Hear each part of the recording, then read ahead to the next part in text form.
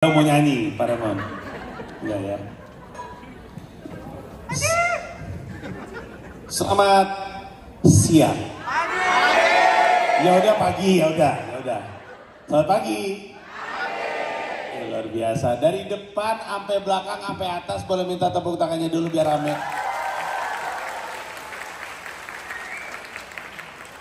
Although before I start, I'd like to welcome and please excuse me if I didn't get the name right. Please welcome, I'd like to welcome Mr. Vikas Sinha, the Vice President Director.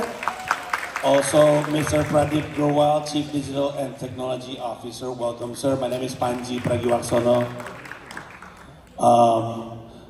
I'd love to do this in English, sir. But as you can see, we're probably going to alienate most of the people here. So, please excuse me, I'm going to do this in Bahasa Indonesia. Ngerti gak lo? Ya ye doang. Untuk yang belum kenal, saya Panji Pragiwaksono, pelawak tunggal. Saya biasanya setiap kali ke tempat-tempat itu selalu ada orang-orang lucu yang saya cari di antara anda-anda. Saya udah dapat gosip. Saya mau rekrut pelawak sih basically di Prudential nih. Ada nggak pelawaknya nih? Oke, saya dapat informasi ada yang namanya, kalau saya nggak salah ingat ya, Bapak Robi Wisudawan. Mana? Paling mana Bapak Robi ya? Bapak Robi culik. Di belakang ya? Bapak Robi ada. Coba diusung aja Bapak Robi, mana Bapak Robi? Ya, enggak, cuma pengen lihat aja orangnya. Mau diapain, dilempar ke depan apa gitu? Gak usah maju. Oh, gak usah maju. Anda ditaruh di belakang karena emang nasib Anda di situ. Robi Wisudawan, nama adalah doa ya. Orang tuanya hanya peduli beliau lulus. Harusnya namanya Robi dapat kerja ya. Untung dapat. Robi Wisudawan, lucu katanya ya. Kalau di barisan tengah yang lucu siapa di barisan tengah? Mana Caca? Itu barisan depan. Kan saya tanya barisan tengah. Baris tengah nih. Kan tadi Pak Robi Wisudawan bagian yang ketutup tuh. Yang agak kebuka nih. Siapa yang lucu di antara Anda? Lo juga nih. Gak bisa dikasih tahu, ngotot banget ya. Mana di barisan tengah? Tunjuk siapa yang paling lucu di antara Anda? Itu, Bapak itu. Bapak kacamata itu ya. Dicopot kacamatanya. Mohon maaf Pak. Kalau dicopot kacamatanya dari sini mirip Narji nih. Bener lucu nih berarti nih. Oke. Barisan depan. Iya. Mana yang namanya Caca? Kamu paling lucu. Kadang-kadang orang-orang tuh di kantor-kantor tuh suka jahat. Orangnya biasa aja sebenarnya. Tapi main tunjuk. Caca. Tapi bener lucu. Saya ganti deh. Ini Caca spesialnya gak ada yang lucu emang. Kenapa? Yang mana? Ini? MC. Oh belum ini MC ya? Keren. Kalau yang paling disayang siapa nih? Kan ada tuh biasanya tuh. Jangan nunjuk bos, terlalu menjilat Pak. Terlalu menjilat.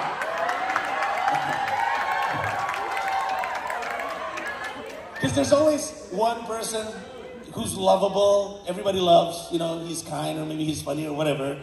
I ask everybody, is there the most lovable person? And then the gentleman was pointing at you, sir. And I'm like, that's a little bit too obvious.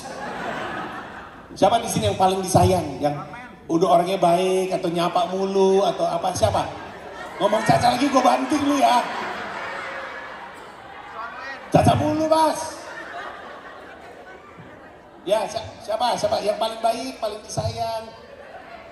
Gini deh, ganti. Ini, itu. Mbak siapa itu? Arwen. Awe. Inisial tuh ya. Pasti inisial tuh. Saya tebak ya. Andi Wijaya. Betul. Betul. Jahat lo. Punya nama bagus-bagus lu iyain Andi Wijaya. Awe. Mana Awe? Kamu Awe. Cocok sih Andi Wijaya. Yang paling galak siapa paling galak? Semua Caca ya. Ntar paling tua Caca. Paling tinggi jabatannya Caca juga. Kalau galak nggak berani nyebut ya. Bapak itu nggak mau nunjuk orang yang sama tuh. Apa itu? Iya, pura-pura baca handphone ya, main handphone. Pura-pura main handphone. Saya nanya yang paling galak siapa? Ini paling galak. Mukanya nggak galak tapi ya. Bapak siapa ya, Bapak? Bapak? Ya, Bapak yang tadi dituju galak namanya siapa? Bagas. Bagas. Namanya aja terdengar sangar gitu. Kalau nyebut Pak Bagas merinding ya? Kamu dipanggil untuk menghadap ke siapa? Pak Bagas. Dari ketawanya sih kayaknya nggak, bukan orang galak ya. Saya hari ini diundang sama Anda teman-teman sekalian untuk berbagi. Walaupun saya pelawak, jangan berharap saya ngelawak hari ini. Iya, saya juga maunya dibayar untuk ngelawak. Karena bayarannya lebih gede. Iya. Pengen tahu nggak kenapa saya nggak dibayar untuk ngelawak? Pengen. Karena mahal. Nggak mungkin. Saya waktu itu dibayar di New York sama perusahaan ini. Benar, saya nggak bohong. Saya kan tinggal di New York. Saya tinggal di New York. Terus begitu ada acara ini perusahaan ini bikin acara di New York. Kalau tempat-tempat lain tuh pengennya bayar stand up, budgetnya nggak masuk, disuruh jadi pembicara. Kalau di sini saya yakin adalah karena Anda ingin mendengar sesuatu dari saya yang punya manfaat.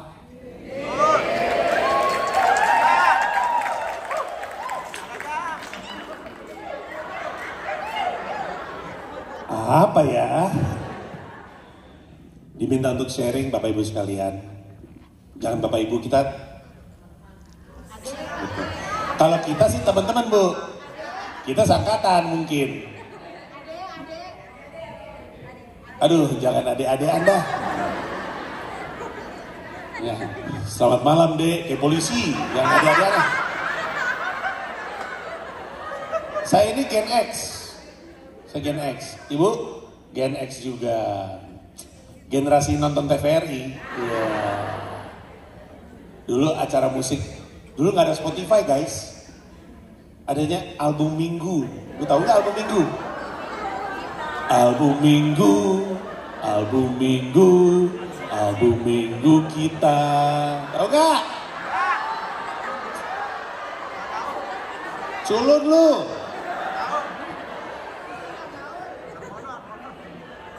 Dulu generasi kami, ini siapa lagi nih yang Gen X, tepuk tangan yang Gen X, mana Gen X? Ada di belakang juga. Yang Gen X tahu nih. Dulu kami seperti Anda juga nonton RCTI, tapi kami pakai decoder. Nggak tahu kan? Tahu, tua berarti. Iya berarti kebanyakan apa? Gen Y, millennials. Gen Z mungkin gak ada ya? Gen Z tepuk tangan.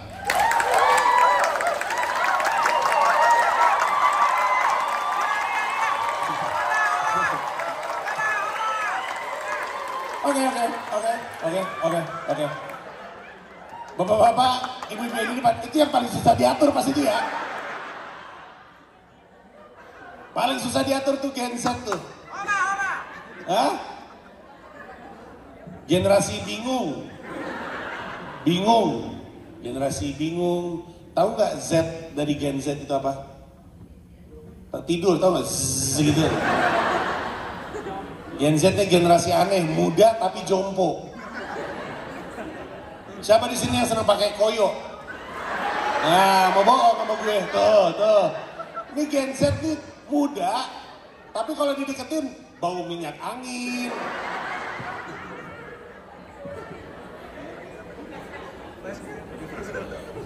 Nih ya perempuan-perempuan Gen Z nih. Tangan ngerokok tas pengen ngeluarin lipstick, yang keluar fresh care, ya. Gue gini-gini. Ya. Gen Z di kantor gini-gini dulu kerjanya ya. Tenang Gen Z, bukan cuma lo yang kayak gitu. Gen X juga. Iya, gue juga. Bapak, oh bapak mah, kalau dari muka-mukanya nih, bukan kerok, bukan minyak angin, bukan fresh care, pijit bapak ya. Ada beberapa yang ketawanya agak terlalu keras tuh soal pijit tuh. Beda pijit di kepala Anda. Maaf ya Mbak ya. Mau dipoto, saya siap-siap.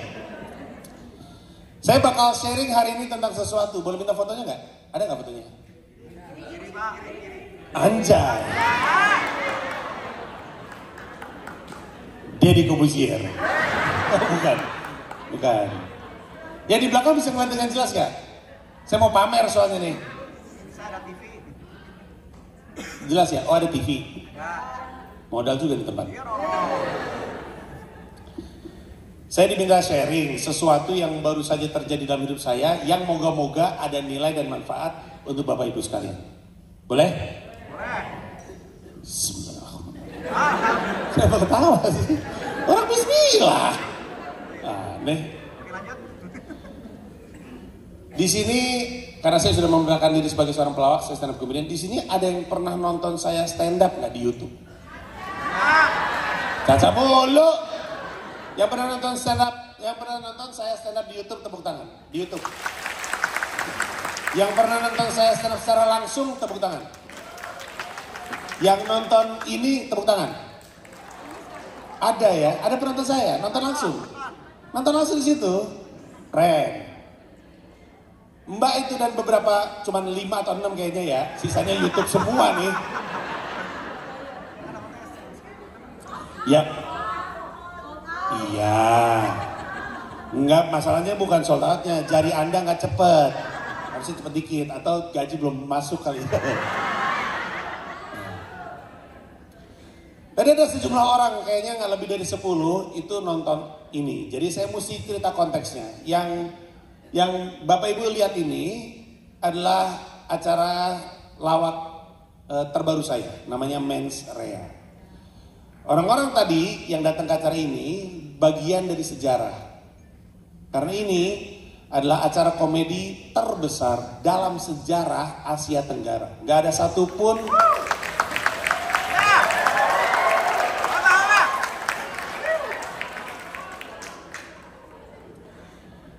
satupun pelawak di Singapura, Malaysia, Kamboja, Vietnam, apalagi Timor Leste, Filipina yang pernah bikin acara 10.000 penonton.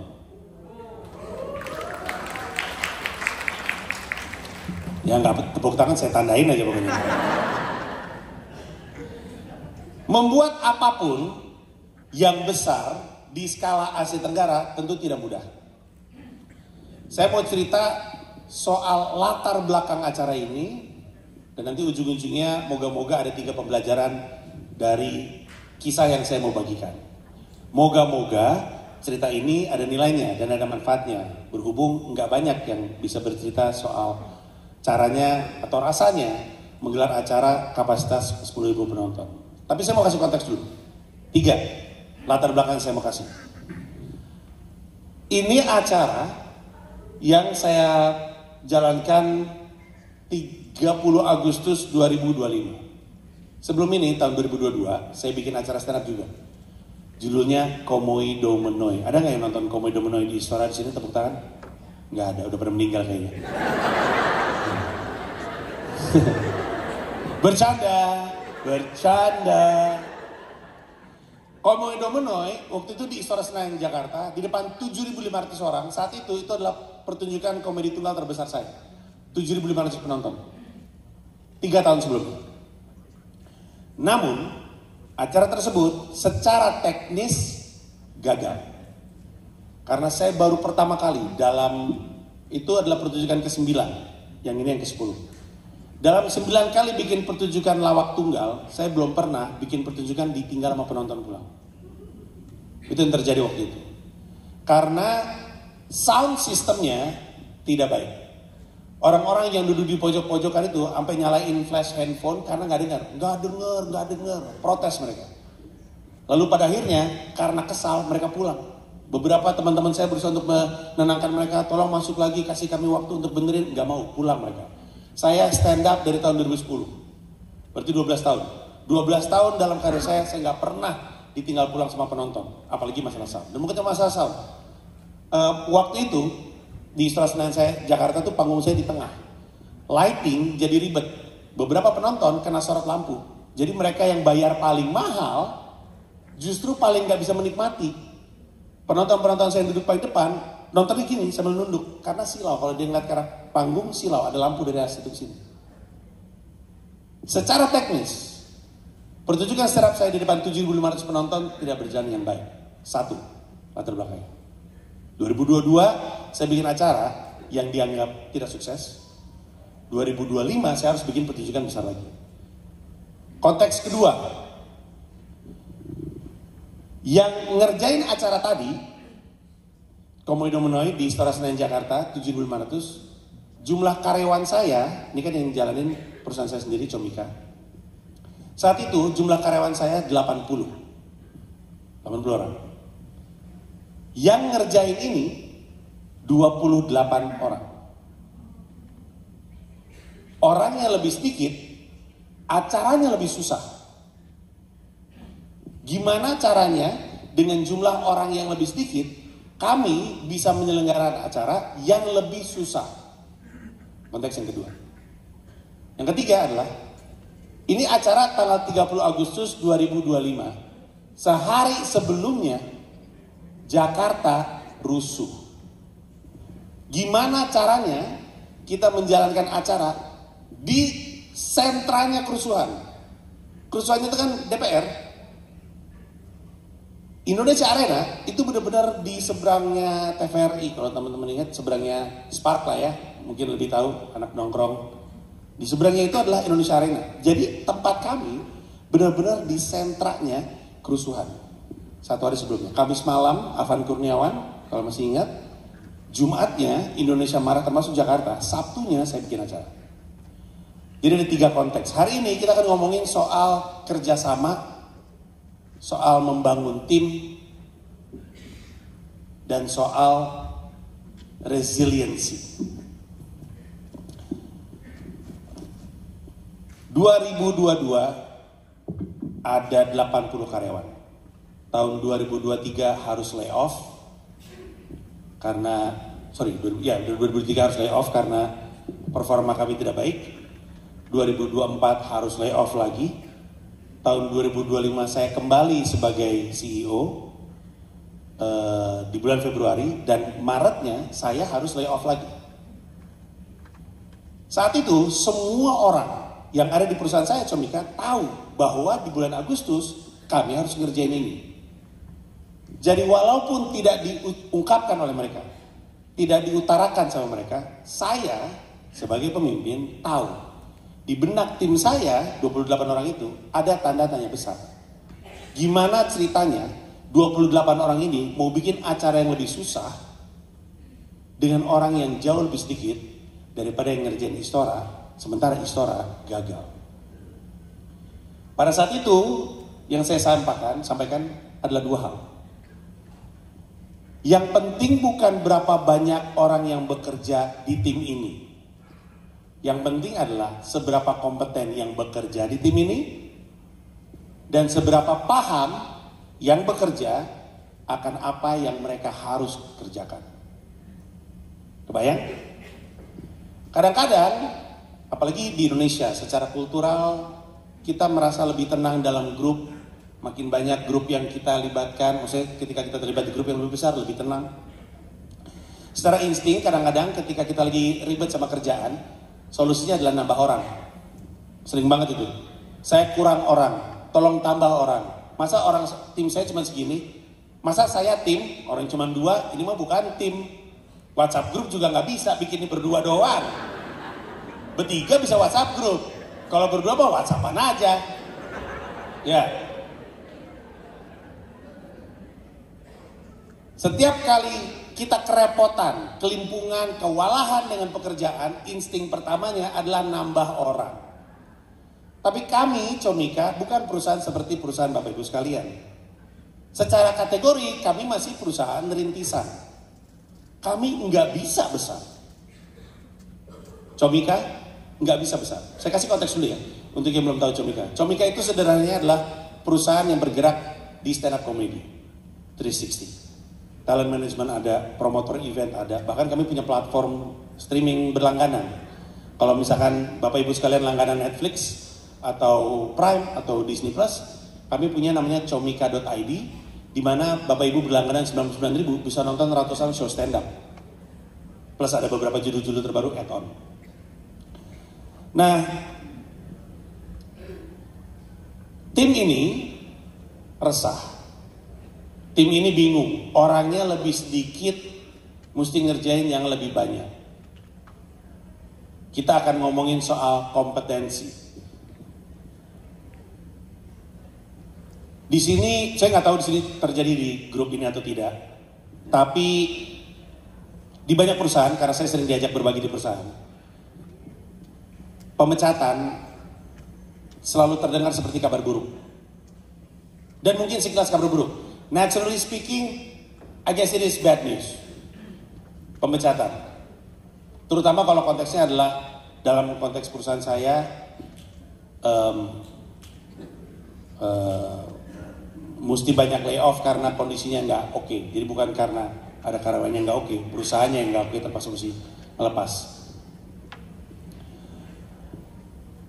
Cuman ada banyak sekali perusahaan yang nggak sadar perusahaannya itu dihuni oleh sesuatu yang di dunia keprofesian disebut slider. Bapak Ibu pernah dengar atau tidak?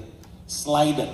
Slider adalah orang-orang yang sebenarnya performanya merosot, tapi tidak dipecat dengan anggapan kan dia nggak salah apa-apa. Saya ulang, di banyak perusahaan ada banyak slider. Slider adalah orang yang performanya kelihatan turun. Bahkan secara tren tampak sekali turun. Kita bukan cuma ngomongin dari 1-2 insiden. Secara tren turun. Nggak salah sih, tapi ada prinsip juga.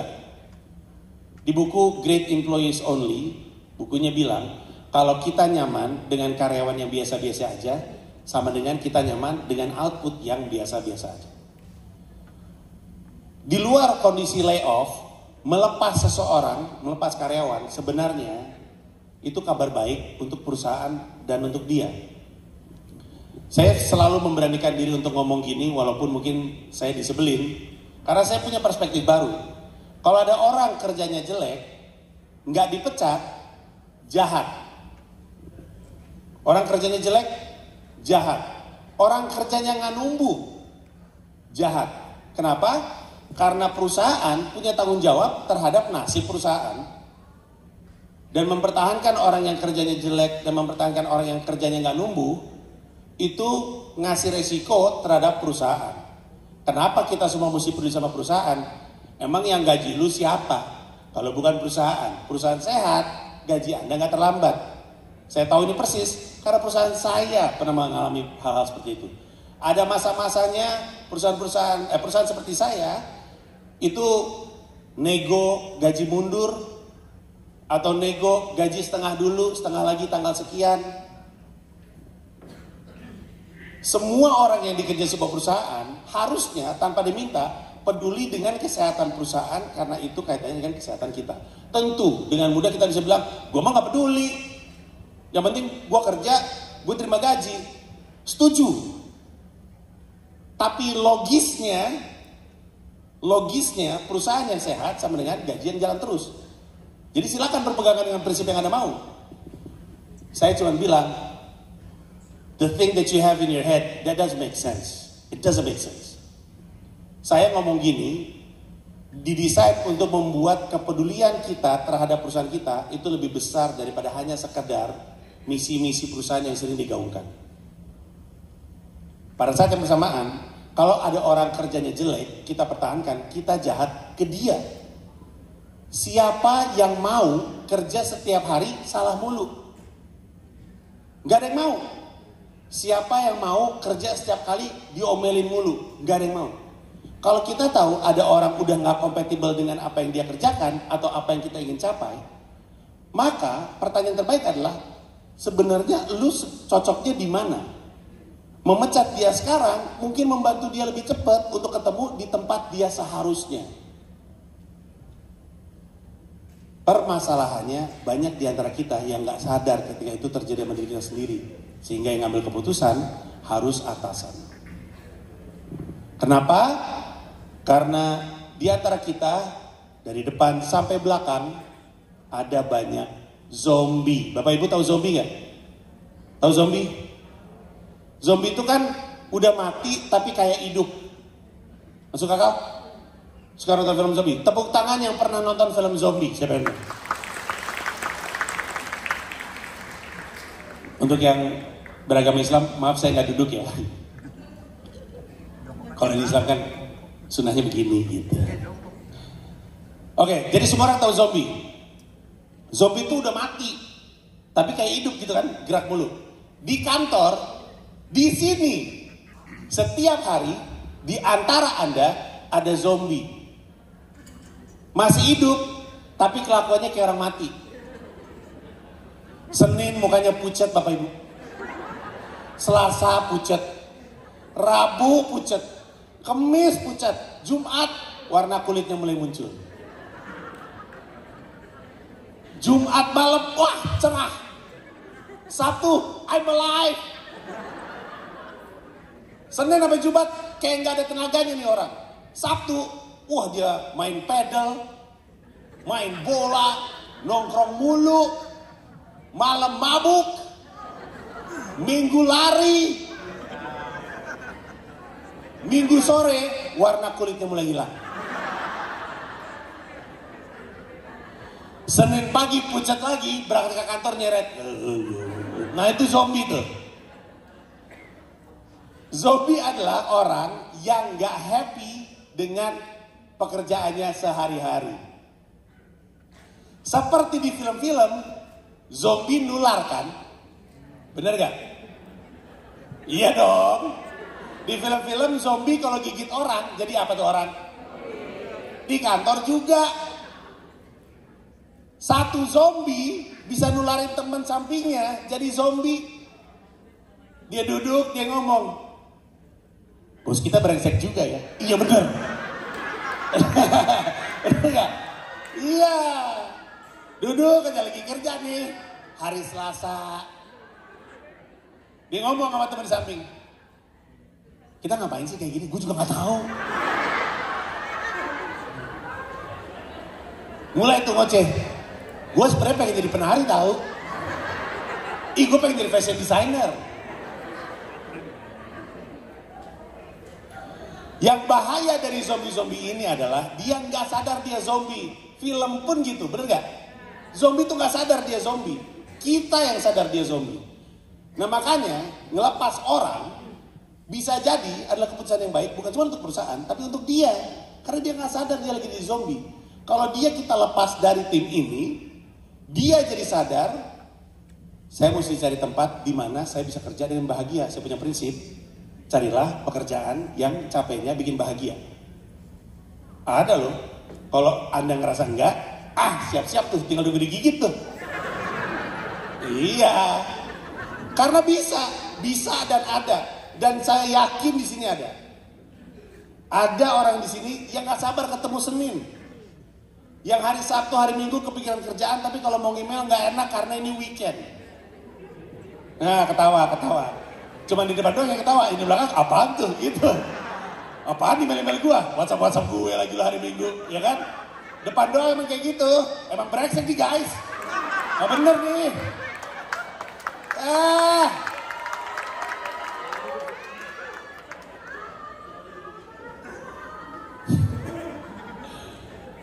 Jadi apa yang terjadi dengan tim saya? Saya bilang sama teman-teman saya yang berada di Comika, Buat apa punya 80-an orang kalau mereka nggak kompeten, atau kalau, ini paling penting, mereka nggak ngerti harusnya bagaimana cara menjalankan pekerjaan mereka karena banyak.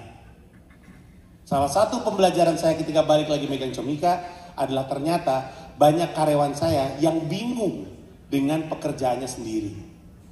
Agak wajar, ini perusahaan kecil dan perusahaan baru juga lahir 2019, 2022 ditinggal sama saya ke Amerika Serikat, 3 tahun dipegang orang lain, kulturnya belum kebangun, SOP-nya belum ada. Jadi waktu saya balik,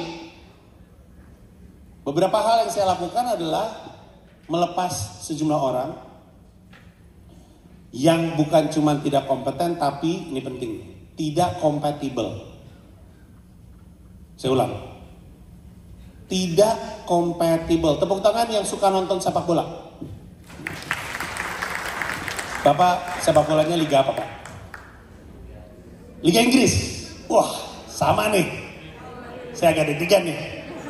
Bapak klub favoritnya apa? Arsenal. Di atas kami lagi. Ada 14 klub di atas kami sih sebenarnya. Saya fans, ada fans Manchester United ada nggak di sini? Malu, woi. Malu, diem aja. 14-15 bro. Posisi 15. Itu mah bukan posisi. Itu terjerembab itu. Fans Arsenal ya. Arsenal posisi 2 kalau nggak salah. Apa 1 ya? 1 siapa ya? Liverpool. Liverpool mana tuh? Liverpool. Santai. Arsenal selain Bapak ada lagi? Indie banget kayaknya ya. Mohon maaf soalnya udah lama gak menang kan. Posisi 2 aja terus. MU pernah menang. Dikit. FA Cup masih menang. Yang City mana? Fans City mana? Pasti muda. Nggak ada anak tua-tua fans City. Pasti masih muda. Kenapa saya nanya ini? Orang-orang yang ngerti bola pasti tahu bahwa tidak serta-merta lu jago kemudian timnya kerjanya bener. Semua yang tahu sepak bola tahu ini. Kita bisa punya duit banyak banget, di backup sama pengusaha minyak Arab Saudi, beli semua pemain yang kita mau. Tapi kalau tidak kompatibel, nggak main dengan baik. Sekarang saya tanya lagi, di sini ada yang main FIFA Ultimate Team nggak? Tepuk tangan, FIFA. Satu. Kerja bro, main game lagi lo. Marahin Pak, kerja mulu Pak. Main game lagi lo. Kerja, yang lain pintar. Gue main sih, tapi gue diam di baja. Ntar marahin lagi, gue dibilang zombie lagi gue. Jadi kalau kita main game, ada main game namanya FIFA Ultimate Team, kita bisa milih-milih pemain untuk ditaruh di sebuah komposisi. Lalu antar pemain ada garisnya tuh. Kalau garisnya hijau, kompatibel. Dia di posisi yang pas, dia pas bekerja sama dengan pemain terdekat yang bermitra dengan dia. Betul? Jadi kalau ada fullback kanan, ke atasnya, ke pemain tengahnya, dicari yang garisnya hijau. Ke center backnya dicari yang garisnya hijau. Kalau dia datang kalau di FIFA Ultimate Team, kalau negaranya sama, hijau tuh. Kalau misalkan on position yang tepat, hijau tuh. Nah kadang-kadang kita punya orang-orang yang sebenarnya oke. Kerjanya bagus. Cuman nggak kompatibel aja, karena style kerjanya beda.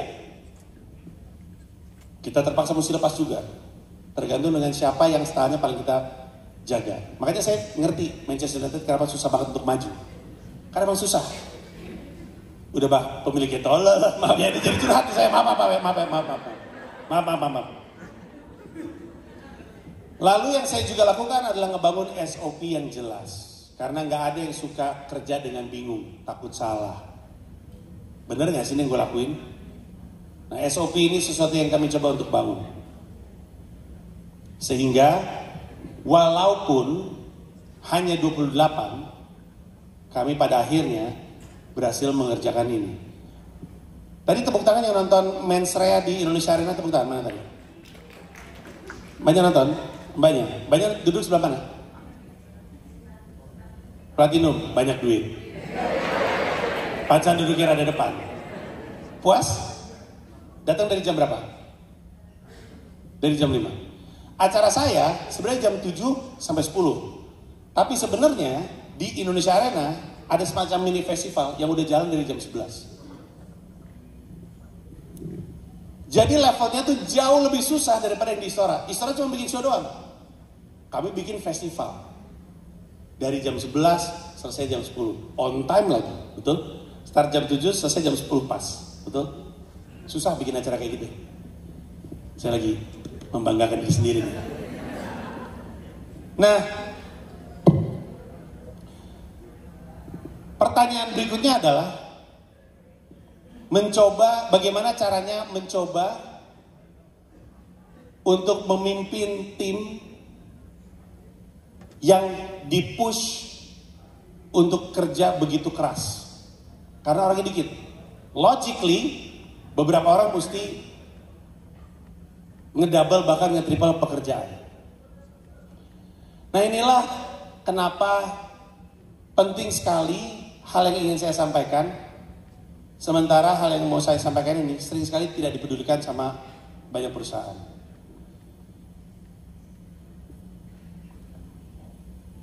Bukan nggak dipedulikan ya, kadang-kadang cuma jargon. Memiliki kultur yang tepat itu krusial untuk sebuah perusahaan. Tepuk tangan yang tahu nama Tom Lembong. Ada yang tahu Tom Lembong nggak? Saya waktu itu wawancara Tom Lembong di acara YouTube saya namanya Skakmat, saya main catur. Di dalam wawancara tersebut Tom Lembong ngomongin sesuatu yang bagus banget, saya pegang terus. Dia bilang, kultur adalah takdir. Saya ulang, kultur adalah takdir. Kultur yang dimaksud oleh Tom Lembong, kultur yang beneran nyata, bagian dari bagaimana kita menjalani hari-hari. Bukan kultur yang ditempel di tembok.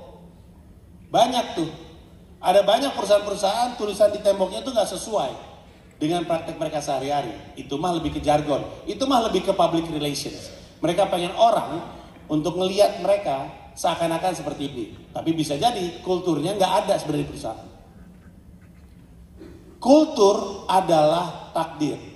Contoh, kalau ada klub sepak bola, pemainnya telat mulu mau latihan, pemainnya ada yang enggak latihan, makannya sembarangan, tidurnya jam 1, jam 2 karena main game FIFA Ultimate Team mulu. Udah kebayang takdirnya ini tim kan? Udah kebayang? Nggak akan juara aja. Sebaliknya, ketika ada tim, semuanya punya keyakinan bahwa dia harus bekerja keras bukan karena disuruh, tapi karena bekerja keraslah yang akan membantu mereka punya fisik yang lebih baik sehingga bisa lebih menang. Kalau ada tim yang kulturnya show up on time, go out late karena masih harus melatih hal-hal yang lain, kita udah bisa ada bayangan kulturnya seperti apa. Itulah kenapa Bapak Ibu pasti sering sekali dengar cerita pemain asing datang ke Indonesia. Hal yang mereka bingungin pertama kali adalah apa yang dimakan sama pemain. Sebelum tanding makan mie goreng jumbo. Iya, pagi-pagi makan kue cubit, nungguin tukang putu. Nggak ada yang tahu tukang kue putu ya? Ya kan yang tua-tua doang yang tahu. Kan saya lagi ngomong yang belakang, gengsi. Pemain-pemain asing itu diwawancara di YouTube banyak. Pemain-pemain asing itu pas datang tuh bingung. Orang Indonesia kok makannya kayak gini, pemain-pemainnya kok makannya sembarangan gitu. Tidurnya nggak dijaga, tidur jam 1, tidur jam 2. Party. Kok bisa sih kayak gitu? Nggak ngejaga makan, nggak ngejaga fisik dan segala macamnya. Dia udah punya bayangan. Kalau habit atau budaya pemainnya seperti itu, takdirnya seperti apa? Makanya jangan kaget kalau prestasi kita segitu-segitu aja. Karena takdir adalah nasib. Sekarang kan kita ada peluang untuk lolos Piala Dunia. Ada yang tahu nggak? Ada yang ngikutin ya? Tepuk tangan yang ngikutin timnas. Oke. Kita bakal berhadapan bulan depan dengan 2 negara nih, Arab Saudi dan Irak ya. Kalau kita juara grup langsung lolos Piala Dunia tuh. Kapan terakhir kali kita punya diskusi ini bahwa kita mungkin lolos Piala Dunia? Gak pernah. Apa yang membedakan? Ini menurut saya ya, dan ini bukan ngomongin sesuatu yang politik, kita ngomongin budaya adalah takdir. Apa yang membedakan tim ini? Kenapa tim ini untuk kali pertama bisa membuat kita berpikir, masuk gak ya kita ke Piala Dunia? Kapan kita cuma pernah ngobrol kayak gitu? Apa yang membedakan? Yang membedakan adalah 11 pemain di klub ini punya budaya yang tidak sama dengan pemain kita biasanya. Sekarang, of course it's a controversy. I understand. That's not my point. Poinnya adalah budaya adalah takdir. Dan ketika kita bekerja dengan orang yang segini-segini aja dan situasi yang berat, takdir kita ditentukan oleh budaya yang kita bangun. Pertama kali saya balik, salah satu yang saya perkenalkan adalah sesuatu yang disebut dengan rukun Comika. Kayak rukun Islam, tapi ini untuk Comika gitu. Ada 5 rukun Comika. Ini adalah company culture yang harus jadi budaya kita, karena budaya kita akan terasa sama mereka. Itu adalah peduli, pendobrak, berani, bernilai tinggi, dan lucu. Peduli, lucu karena perusahaan lawak. Masa perusahaan lawak nggak ada lawak-lawak, ya kan? Kami ngasih insentif sama orang yang berani ngelempar joke gitu. Dan dengan memuat lucu di dalam kultur perusahaan kami mau memitigasi jangan terlalu mudah tersinggung di kantor ini. Orang bercanda mulu kerjanya.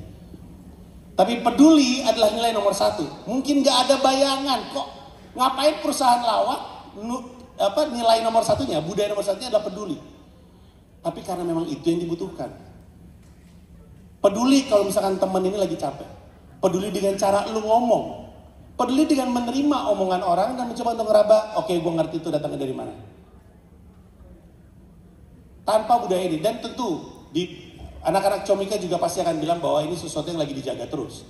Tapi setidaknya ada bosnya yang memastikan bahwa nilai ini jadi nilai yang dikasih insentif.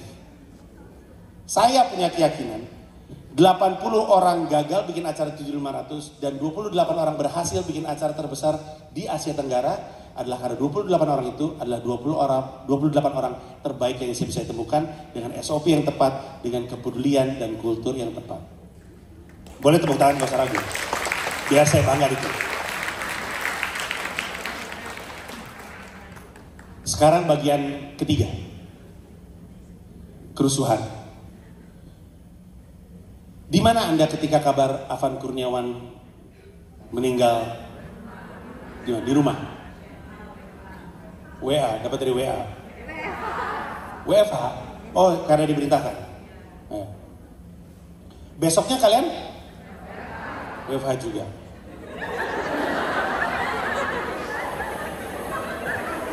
Sabtunya kalian ngapain? Di rumah. Nggak WFH kan? Oh, kerja juga? Kerja apa enggak nih? Ya udah enggak. Tapi Sabtu di mana? Caca? Caca di rumah? No dia keluar, no dia. Oke. Pada hari Jumat, saya dan Comika sebagai promotor itu masih mempromosikan acara. Tiket sudah sold out. 10.000 tiket sudah habis dari hari Senin kalau nggak salah. Itu udah habis 10.000 tiket. Tapi kami masih mempromosikan acara gate ini, tiket ini masuknya dari sini, ada ini di acara. Kami masih menginformasikan kepada publik bahwa acara jalan. Di sosmed, kami menerima DM, kami menerima komentar di posting-postingan kami. Kok situasi lagi kayak gini, lu masih bikin acara lawak? Ada lagi yang ngomong, ketawa-ketawa di saat masyarakat lagi susah. Ayo guys, kita arahkan protes ke Indonesia Arena. Banyak banget komentar seperti itu. Bisa dimaklumi, tim saya khawatir. Tapi saya bilang sama mereka, sesuatu yang saya ingin sampaikan sama Bapak Ibu sekalian. Salah satu alasan kenapa di situasi seperti itu, Mbak ini, orang-orang lain, dan 10.000. Sebenarnya pada akhirnya nggak 10.000, 9.600. Tapi 9.600 tetap banyak. Salah satu alasan, kenapa di tengah-tengah situasi seperti itu, kami tetap bisa menjalankan acara dengan baik dan sukses, adalah kami punya SNR yang baik. Signal Noise Ratio. Saya cerita dikit tentang SNR, Signal to Noise Ratio.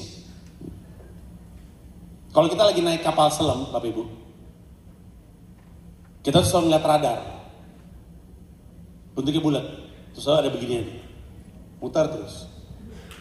Kadang-kadang ada bunyi nih, pip. Pip. Bunyi itu adalah sinyal. Ketika kita lagi naik kapal selam, kita nyari sinyal. Sinyal itu ngasih tahu kita mesti kemana, apa yang mesti kita lakuin, musuh ada di mana, target ada di mana. Tapi nggak semua suara adalah sinyal kan? Ada juga noise. Kita harus punya kemampuan untuk membedakan mana sinyal, mana noise, karena kalau semua suara kita anggap sinyal, kita stres. Dalam keseharian kita, entah di sosial media atau dalam keseharian, apapun yang datang ke kita, sebagian sinyal, sebagian noise. Kemampuan kita untuk membedakan mana yang sinyal dan mana yang noise, mana yang perlu dipikirkan dan diperhatikan dan yang nggak perlu, akan menentukan kesuksesan kita dalam menjalankan apa yang ingin kita capai. Signal to noise ratio yang baik, kita lebih berhasil menangkap banyak sinyal daripada noise-nya. Saya ambil contoh. Siapa di sini yang nonton film Churchill? Tepuk tangan yang nonton film Churchill.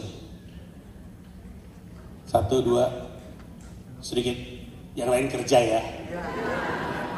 Tahu nggak film Churchill tentang Winston Churchill? Yang main siapa ya? Siapa yang main jadi Gordon di film Batman Dark Knight? Aktor Inggris.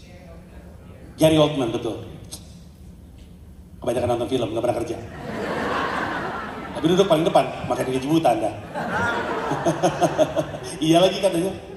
Oke, Gary Oldman, aktor kawakan Inggris, berperan sebagai Winston Churchill, Perdana Menteri Inggris di Piala Dunia, Perang Dunia, di Perang Dunia II. Oke, nanti habis ini tonton filmnya ya, tonton film. Saat itu Inggris lagi terlibat perang dunia. Musuhnya tentu adalah musuh kita bersama, Hitler dan Jerman.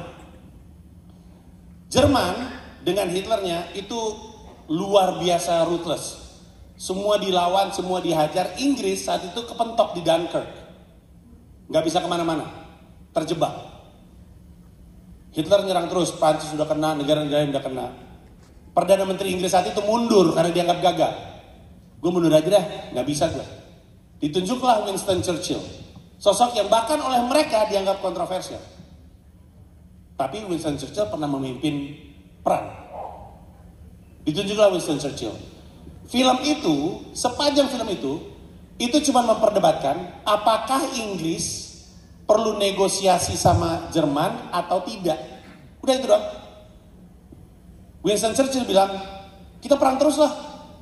Semua jenderalnya, terus anggota DPR-nya, parlemennya bilang, kabinetnya bilang, Pak, mau perang gimana caranya?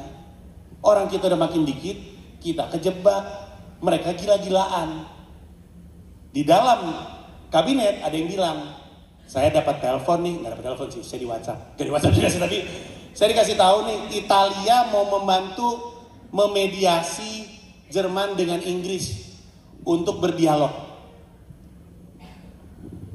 Di film itu Anda akan lihat ada banyak sekali orang yang ngomong sama Churchill, udah dialog aja, udah dialog aja.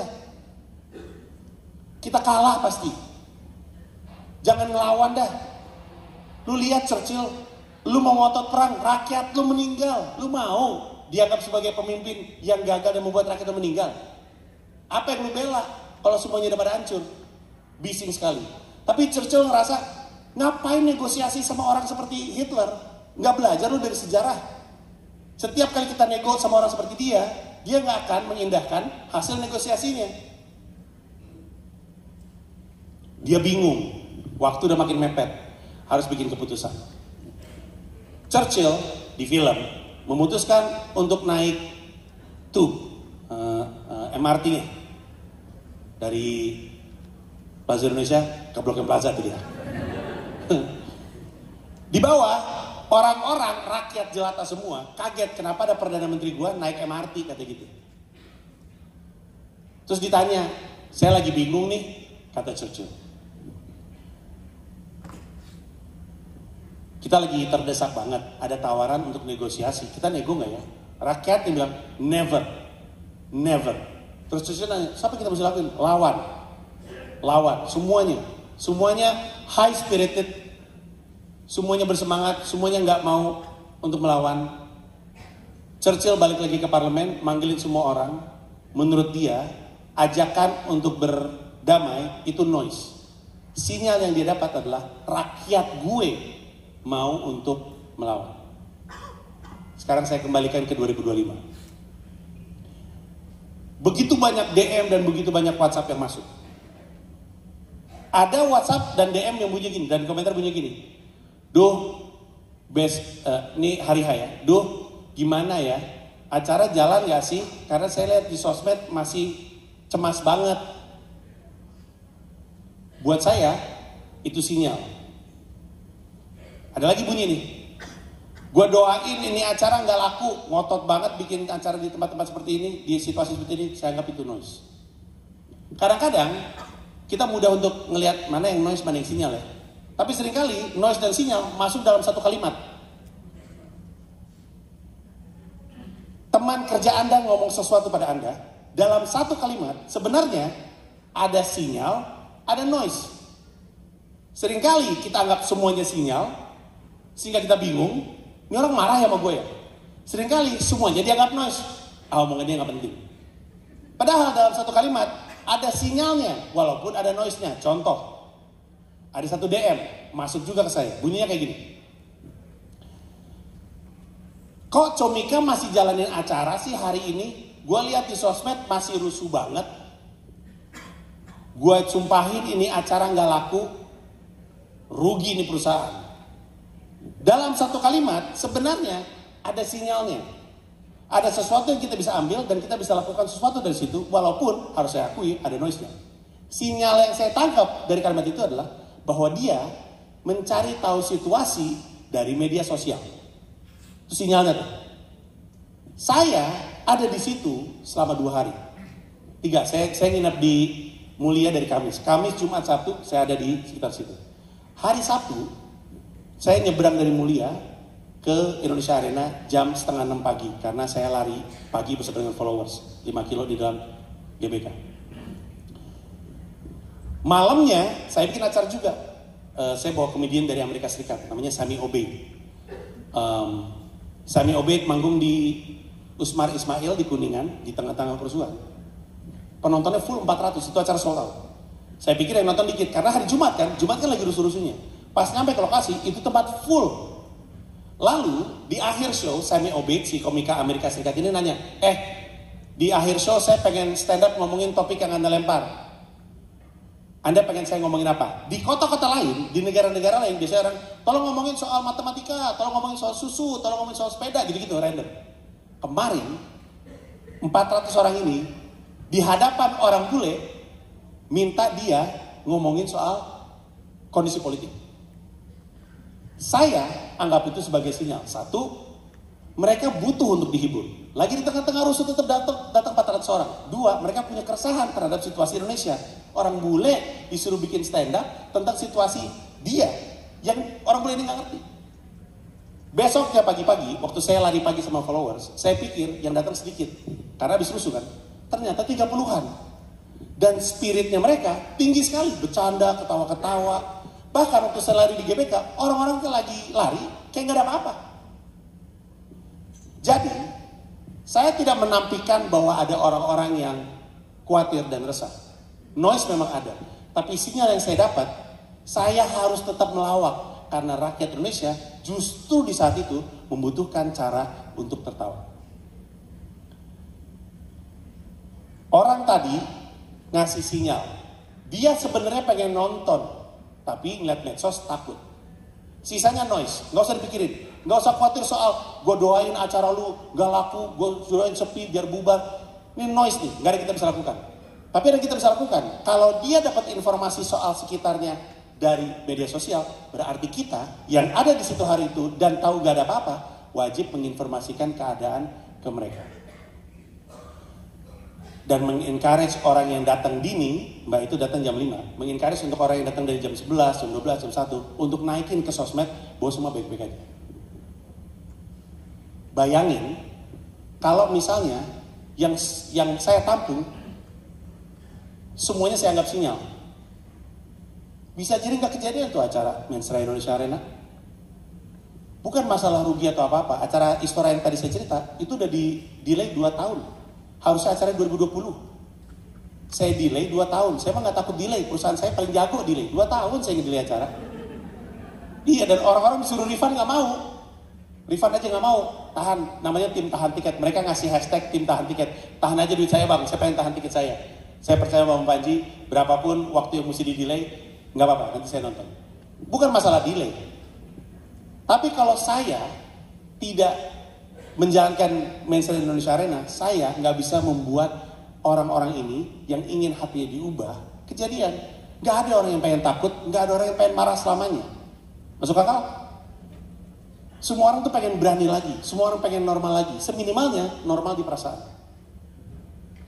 Kemampuan teman-teman untuk membedakan mana yang noise dan mana yang sinyal krusial sekali. Mungkin teman-teman nggak bikin acara kayak gini, tapi setiap hari teman-teman ketemu sama bos ngomong, Caca, panjang banget. Caca bisa menganggap semuanya sinyal, bingung dia. Bos gue benci nih sama gue. Emang katanya. Tapi sama buruknya, Caca bisa menganggap itu noise. Bosnya ngomong sesuatu, dianggap mungkin lagi bete, gak usah gue dengerin. Bener kan? Nah itu dia. Emang inilah alasan kenapa saya dipanggil ke perusahaan-perusahaan ini. Tapi bukan cuma atasan ke anak buah ke atasan pun. Atasan mesti punya kemampuan untuk membaca sinyal dari semua yang dia sampaikan, karena semua suara itu nggak semuanya noise. Bu jangan gitu dong. Kalau bosnya bilang ini mah noise semuanya, keresahan dia nggak dipikirin. Sebaliknya, kalau misalkan suara dia dianggap sinyal, kata ibu ini, gue pecat juga nih si brengsek ini. Dan menemukan sinyal dari semua suara, memisahkan sinyal dengan noise juga penting untuk Anda dengan sesama. Berapa banyak sih orang berantem karena omongan? Berapa banyak sih orang berantem karena sebuah kalimat di WhatsApp? Berapa banyak konflik terjadi di WhatsApp grup karena sebuah WhatsApp yang dilempar dengan timing yang tidak tepat, atau cara yang tidak tepat, atau ketiadaan emoji?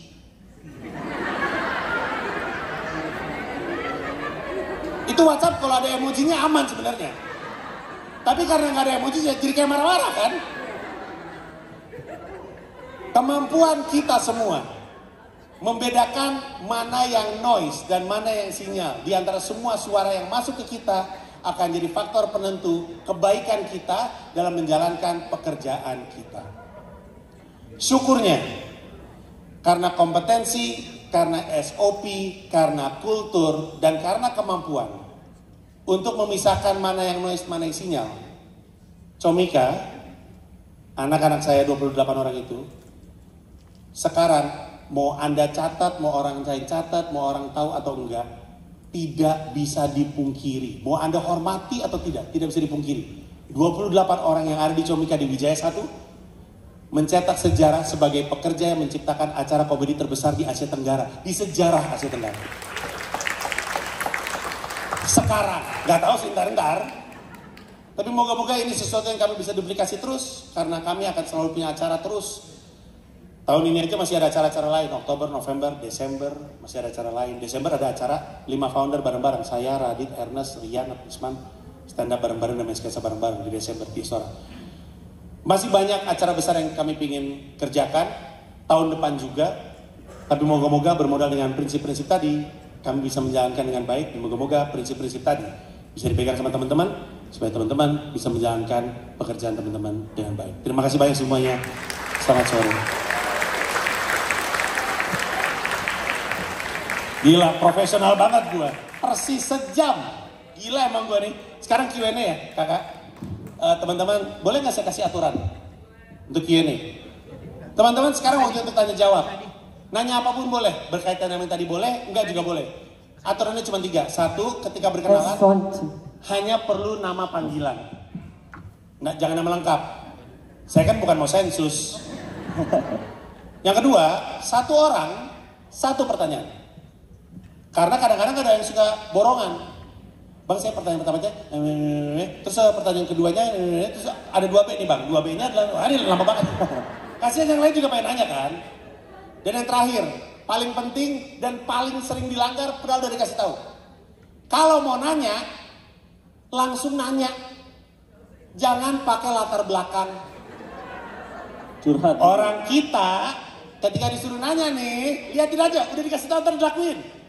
Orang kita nih disuruh nanya, terima kasih banyak Mas Panji atas kesempatan yang diberikan kepada saya. Ini adalah sebuah kehormatan untuk saya. Saya ingin mengatakan bahwa ini belum pernah terjadi pada diri saya sebelumnya. Dan saya rasa keluarga saya juga bangga kepada diri saya. Mohon maaf teman-teman, ini bukan apa-apa. Saya mencoba untuk mewakili teman-teman di depan Mas Panji. Kenalkan nama saya Andri, bapak saya petani, ibu saya PKI. Wah, panjang banget deh. Langsung nanya aja loh.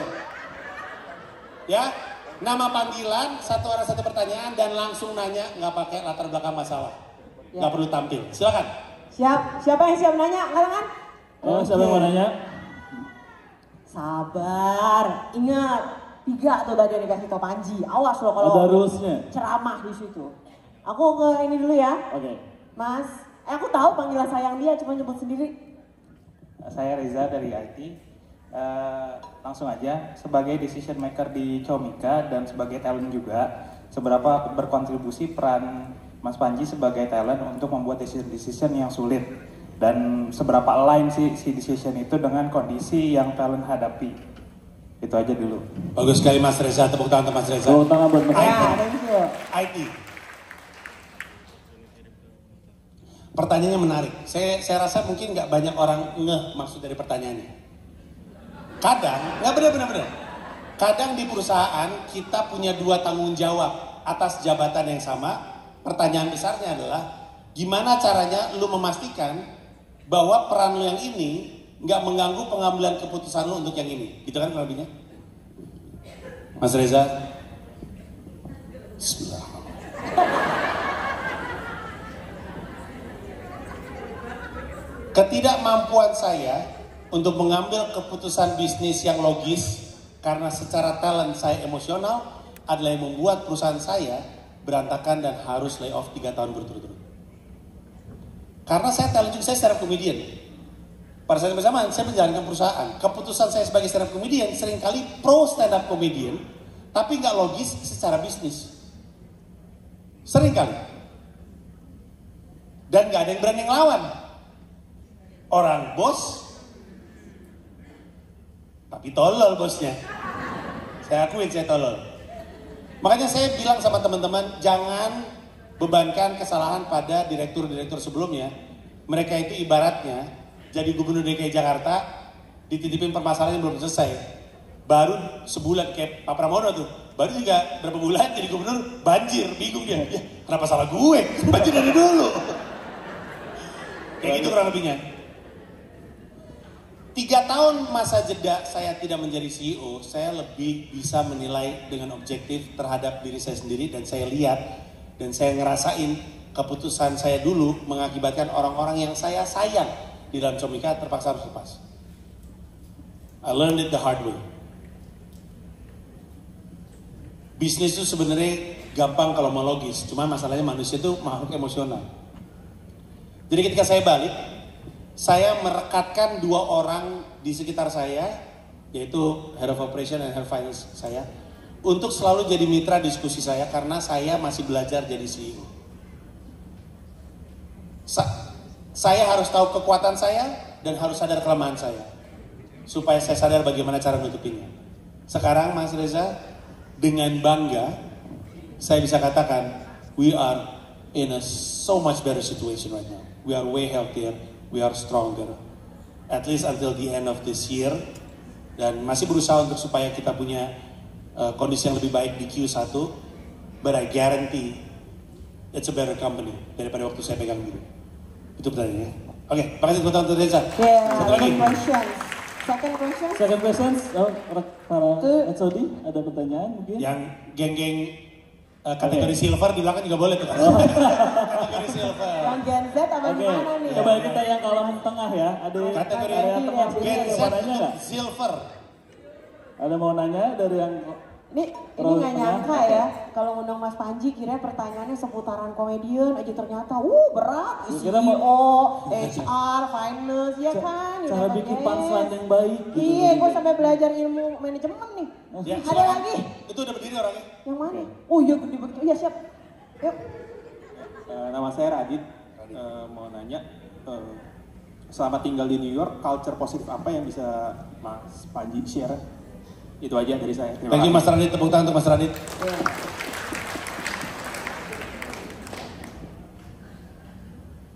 Mas Radit nanya untuk yang nggak merhatiin tadi atau nggak dengar. Mas Radit nanya selama di New York, culture apa yang Mas Panji nilai positif dan bisa dipakai gitu ya kurang lebihnya.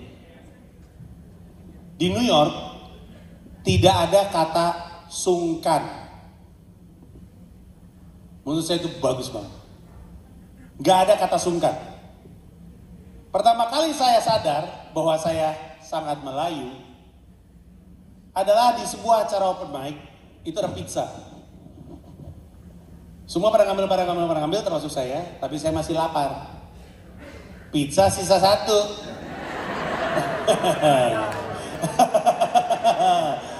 Iya kan? Kita nih seminimalnya pasti ada yang mau lagi nggak? Oh nggak apa-apa, nggak. Gue cuma nanya doang. Padahal lu mau kan? Teman saya namanya Kevin Sanchez bilang, ngapain sih lu dari tadi ngeliatin? Nggak apa-apa. Ambil aja. Yang lain gimana? Yang lain? Kalau mau ambil. Itu pertama kali saya kena tampar gitu soal kesungkanan. Terus dia nanya lagi, lu kenapa nggak mau bilang sih sama orang-orang di Indonesia bahwa lu lagi di New York? Kalau lu bilang kan, lu bisa punya penonton.